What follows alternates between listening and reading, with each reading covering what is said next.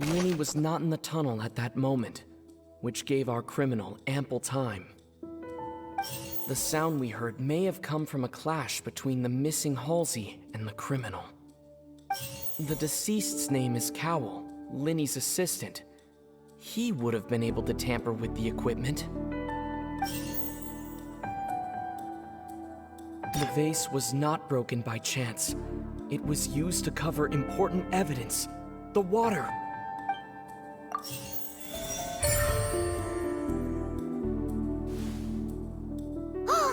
Paimon gets it!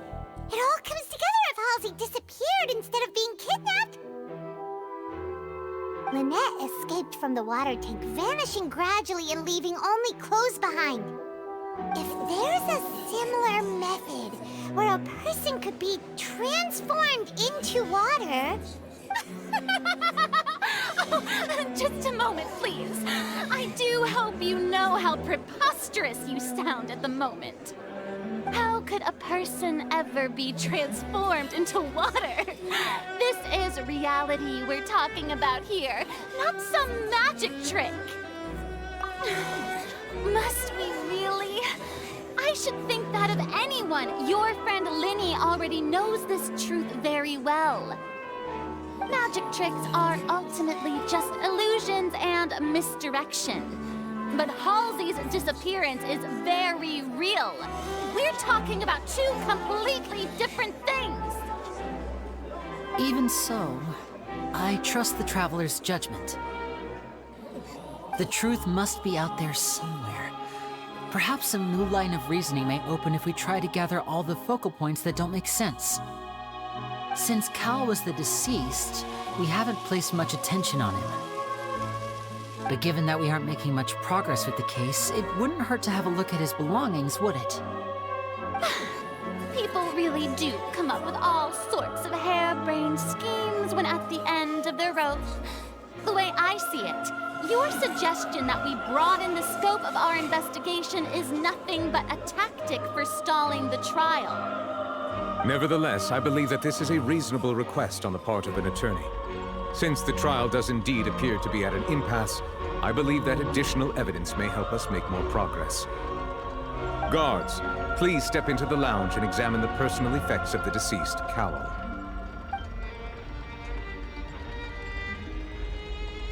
We are still examining the items, but we have already made critical progress that we feel must be shared with everyone post-haste. We discovered several test tubes of fluid within Cowell's baggage, each labeled separately. The notebook in his backpack claims that these fluids are water from the primordial sea. The primordial sea. The note's contents also indicate that Cowell belonged to an organization that sells illegal drugs and that he had an accomplice. The notebook has many entries concerning safe usage of these fluids, in which the keyword dissolve appears many times. One of these tubes was labeled Opera Epiclese, along with yesterday's date. It is empty. The notes also state that these dissolution properties work exclusively on people from Fontein. It's likely that Halsey was chosen as some sort of test subject. As such, we believe that the defense's hypothesis is, in fact, supported by sufficient evidence. You've got to be kidding!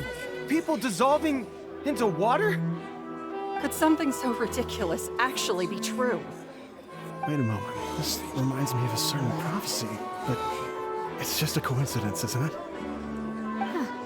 If people can become water, does that mean that the water tank's real use was as a means to hide water stains? And if Cowell was targeting that girl...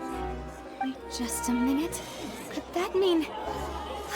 You two, with me, quick! Demoiselle, wait! What about your partners? Let's go. Just trust me. Order! Order! It is undeniable that further examination of the deceased's personal effects has yielded some surprising results, but we cannot yet verify the veracity of these clues. Still, let us assume that these clues are indeed authentic, albeit with the understanding that Ms. Halsey has yet to be found.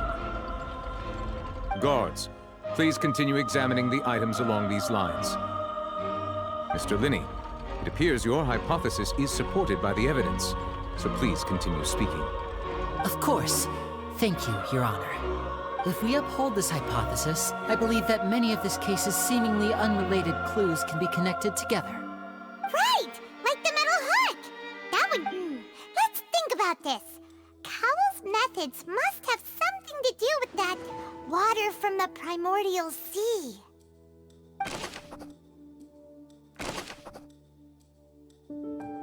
The deceased's name is Cowell, Linny's assistant.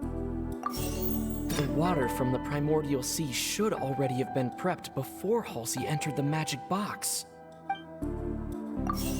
The rope that held the water tank up was lit by the fireworks and snapped. As such, the focus here is on the water and not the tank. Now it seems like the hook rope was not meant for another magic trick, but was instead some form of triggering mechanism.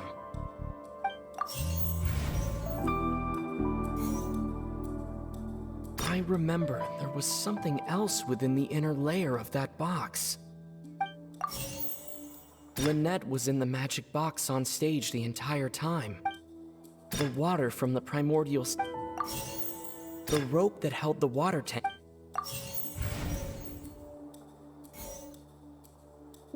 Now it seems like the hook rope was not meant for another magic trick. Lynette was in the magic box... I remember there was...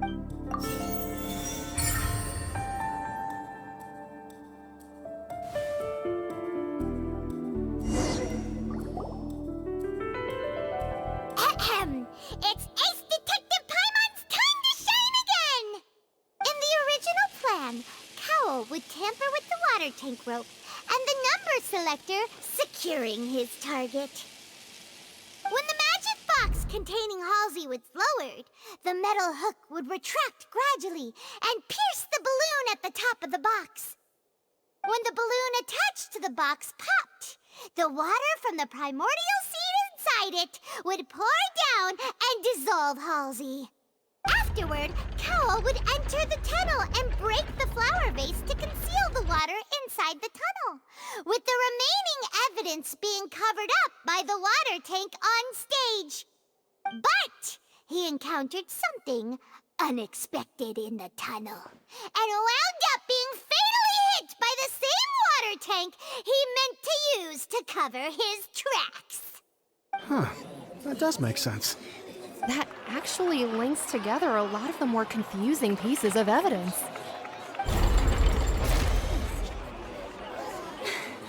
Oh dear, what do I do? Even I think they sound convincing now. Have I falsely accused an innocent person? What a humiliation. Now, it seems like the only point of contention remaining is the exact circumstances that led to Cal's death. His notes mentioned he had an accomplice who could be related to the situation. On that note, the guards have just contacted me indicating that they uncovered new evidence. I shall now invite him on stage to share it with us. Thank you, Your Honor. We were just inspecting the luggage of the other people involved in this case. And we found an identical sample of the water from the primordial sea among Linny's personal effects. What? That can't be. Oh, I see. Well, how wonderfully comedic to have your own counterattack only to come back and wound you. Does this not clear all doubt? My dear citizens, my loyal audience, allow me to present my reasoning and bring this performance to a swift close. Linny did not need to take part in the dissolution of the young woman at all. Indeed, he did leave the scene via the vent. Having made modifications to the props beforehand, his accomplice Cowell then caused Halsey to vanish using the water from the primordial sea. But upon his return, in cruel avarice, Linny desired sole credit and prepared to do away with his partner in crime. Ultimately, he knocked Cowell out, and the tool meant to cover the crime up also became a murder weapon. Now, as much as I regret having come to such a viciously straightforward conclusion, it does seem that the famed Fatui is quite the cold-blooded and ruthless organization. Am I right, Mr. Linny? We've used up all the evidence we collected. There's no way for us to make a rebuttal here.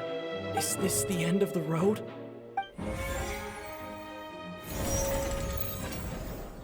Oh no! Paimon can't think of anything either. It doesn't look like there's any way around this. Seems using the water as new evidence was too good a move. Why did this have to happen now? I think we've all seen enough now, and we have ample witnesses to my flawless reasoning. I believe this is indeed the finale! Now then, my good, noble Chief Justice, should we not, in your view, move... Excuse me, everyone, but I must interject! Miss, I must ask you not to shout, and to respect the ongoing legal proceedings. Oh, come on. Don't be hasty. I have a good reason for interrupting, you know. Now, would anyone here like to take a little break from all this debate and see a little magic? I'll show you an amazing trick. One that can bring a young woman who has disappeared back in the flesh, right before your very eyes. Please, do the honors, Mr. Linny, if you would... What in the world is she saying? No offense, miss, but miracles like that are beyond my scope as a magician. Come on now, don't be silly.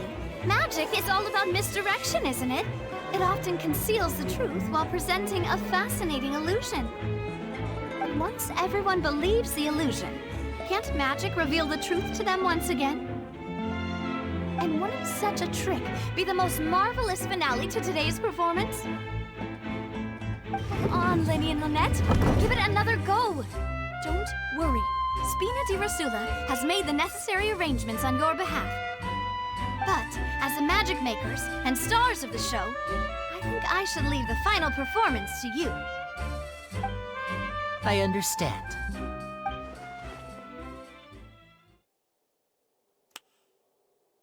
And voila!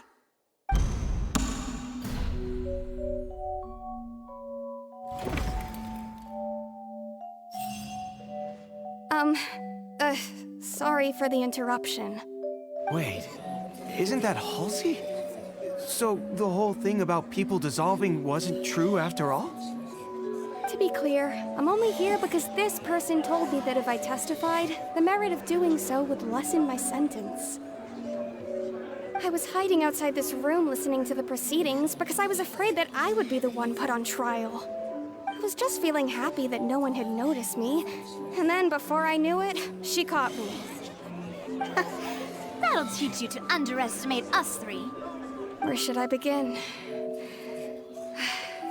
I'm sorry. I'm the one who killed Cowell. I admit it. What?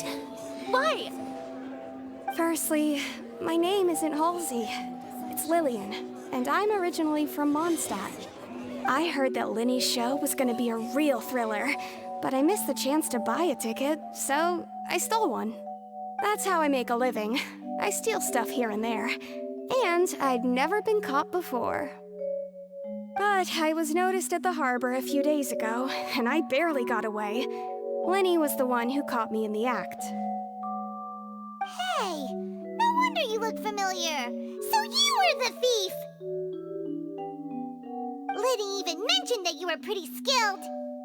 Well, and I thought that would have been the end of it, but then the number selector chose me.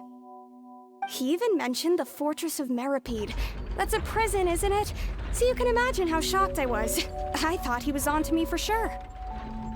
So I played along with the show while looking for an opening to flee, but then I got water poured on me for no reason, and then someone jumped into the tunnel to nab me. I wasn't going to take that lying down, so I knocked him out and stuffed him into the box. There was nowhere to run from there, though, so I had to change my clothes and hide in a box containing performance costumes. I slipped out after the first guard arrived at the scene and continued hiding inside the opera house. Can a person even hide in there? But I swear I didn't know that the water tank would fall down.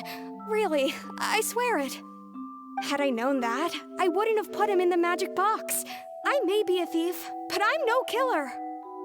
Well, that makes everything pretty clear now, doesn't it? This time, we need to tell the entire story from Lily-Ann's perspective.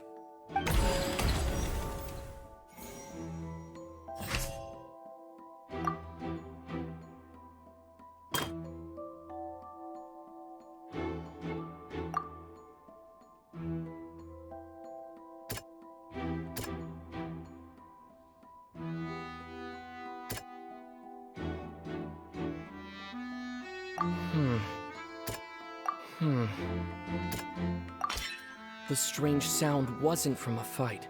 It was Lily-Ann's attempt to break out when she was frightened.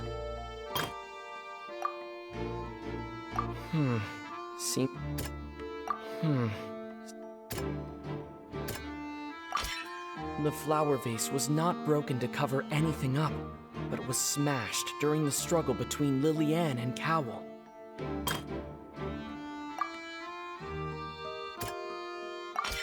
Lily-Ann was afraid that she would be recognized if she left, so she changed clothes and hid, biding her time.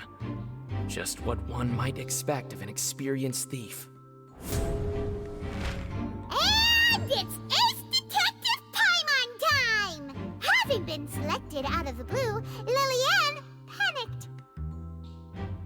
Her panic only intensified after she entered the tunnel and had water poured on her head. So she kicked the door open, producing the thud we all heard. Hearing the commotion, Cowell leapt into the tunnel, only to discover that Lily-Ann had not dissolved. He did not know that Lily-Ann was not from Fontейн, but was a thief who made her way in by stealing a ticket. Mistakenly believing that the water from the primordial sea needed time to take effect, he tried to force Lily-Ann back into the box. The two broke the flower vase during the struggle, but Lily-Ann came out on top, knocking Cowell out and putting him in the box. With no way of escaping, she changed her clothes and hid in the costume trunk until the performance ended.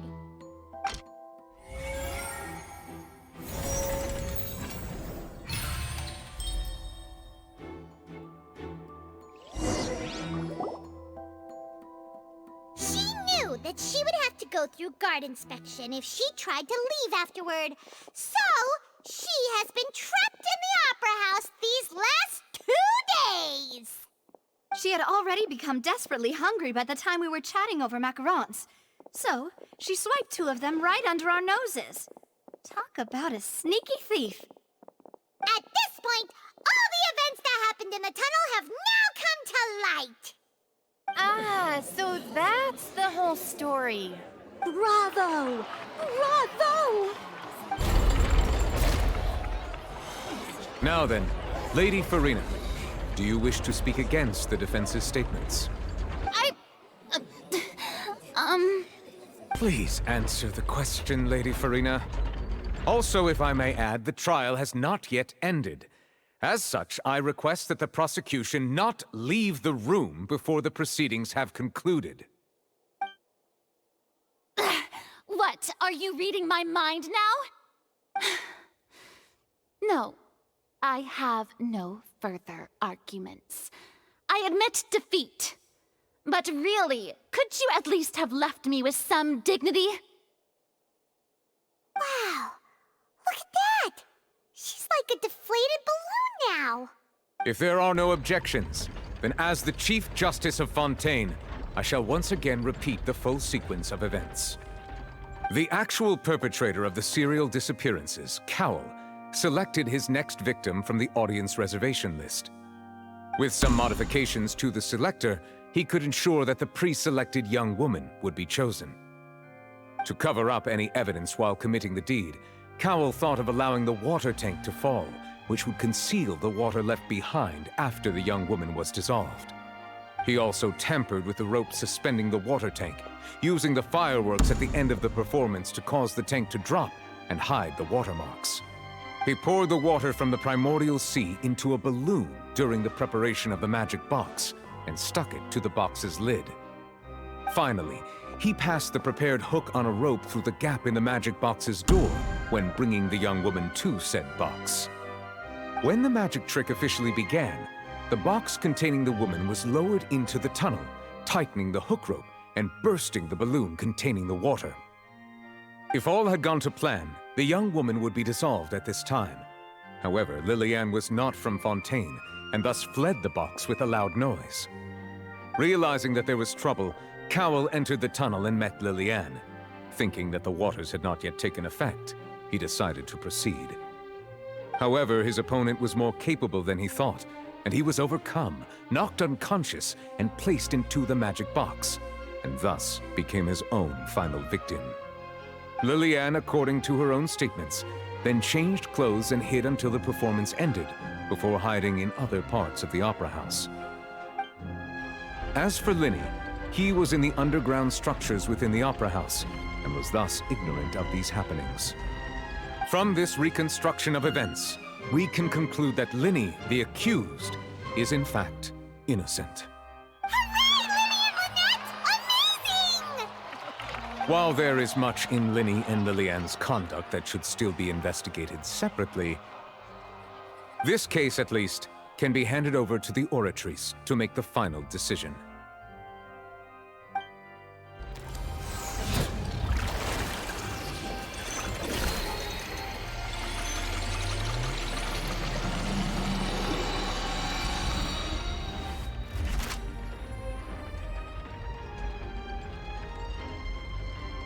As such, Linny and Lynette are officially declared not guilty.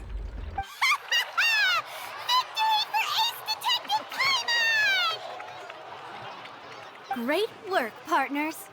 Thank you all. Thank you so much. Next, I think we deserve an explanation, Guard Vaughn. How did you find the water from the primordial sea in Linny's baggage? Right! Your discovery caused me to make a serious mistake, you know. Or was that not a discovery, but false evidence that you dared to bring before this court? I suspect that the accomplice mentioned in Cowell's notes was not Linny, but you, yes? I'm sure you know what you must do to lessen your sentence. Speak quickly! Unless you want to earn yourself a one-way ticket to Coupon Town. I was just following orders. We were supposed to place blame for the serial disappearances onto Linny, and thus cause suspicion to fall on the Fatui. The higher-ups said this was the best opportunity to do so. And now that your plan has fallen through, and the secrets of the water have been revealed, you have become a liability to said higher-ups, yes? Therefore, you would be wise to tell everything you know, and seek the protection of the guards. Yes, I'll tell you everything I know. Our boss discovered that the water can cause people to dissolve. It can also be made into a potion, which when extremely diluted, can cause people to experience unforgettable exhilaration. We've been in this business for a while now, and have made decent more off it. The disappearances were also the boss's idea. I mean, this is the boss we're talking about.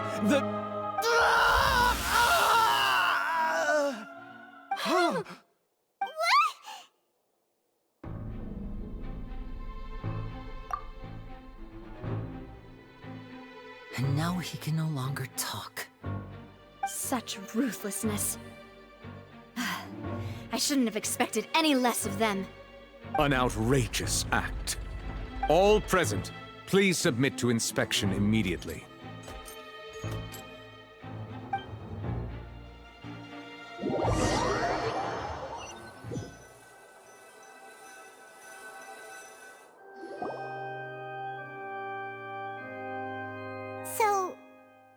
just going back now? That's true, but... Traveler, Paimon! Please wait. Lenny... I know you may not want to speak to me right now.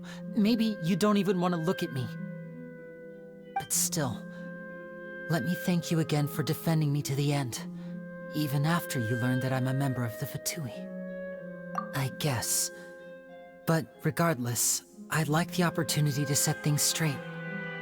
I didn't approach you with any ulterior motives or ill intent. I've spoken to you as myself, just plain Linny this entire time. As for why I'm a Fatus, it's because the goals of the House of the Hearth align with those of an orphan like me.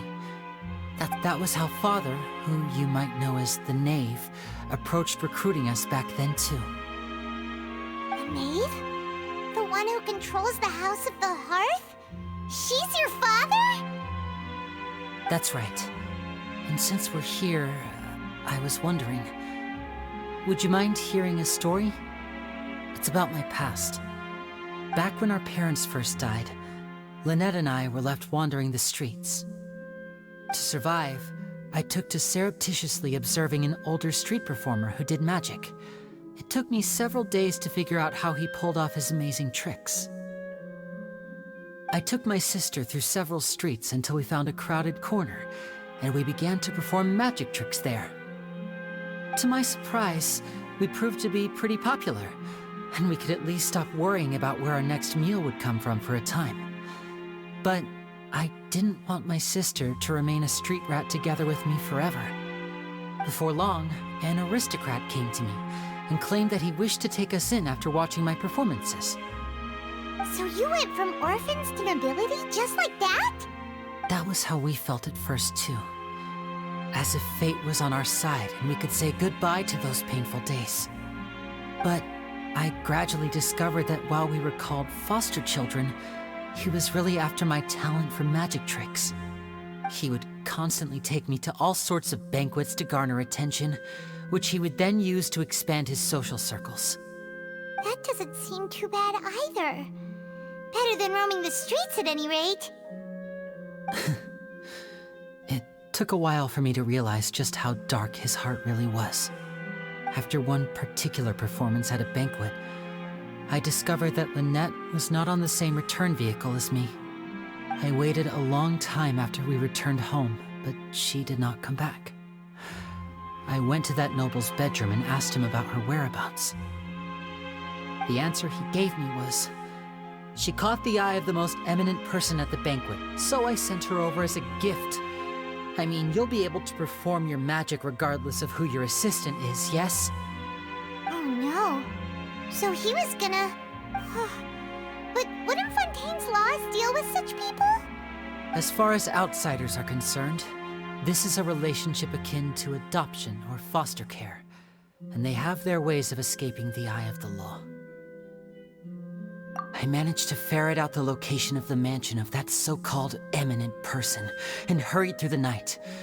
But by the time I leaped over the walls, avoided the guards, and made my way in,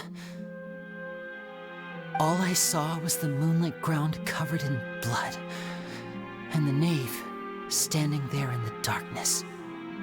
So, she'd already taken care of that guy. That's right. She had rescued my sister before she could come to any harm, and had even discovered several girls hidden in a basement, all of them orphans. Father, I mean the knave, might have seen something in me, and so she made me an offer. The House of the Hearth welcomes you, for your interests align with ours. Here, none will ever betray you. Indeed, betrayal shall never be permitted here. I was hesitant to trust her. I mean, I had just been betrayed by nobles. But she was also quick to destroy the noble who had taken us in at first, giving us back our freedom. Oh, so that's how the two of you joined the House of the Hearth. She has her own plans. She has gained permission from the Tsaritsa to first use the Gnosis's power when she obtains it. She plans to use it to find a way to break the prophecy and save Fontaine. So, She believes in that prophecy too? That's right. The whole House of the Hearth is currently working to combat that crisis. Today's case has also proven that people from Fontaine can indeed dissolve into some sort of water, thus further supporting the prophecy. All of us house members here, Lady Arlecchino herself included, are from Fontaine. We won't give up on defending our homeland. To us orphans, the only connection we have left to this world, apart from our family, is our homeland. So, from small deeds like distributing magic pockets to huge schemes like stealing a Gnosis, everything is aimed at dealing with that prophecy. It's all right. I understand.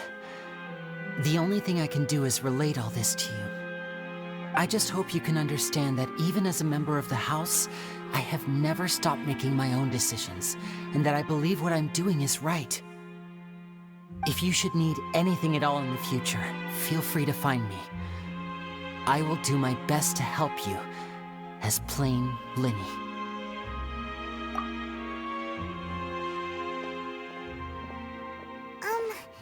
Bye, Linny!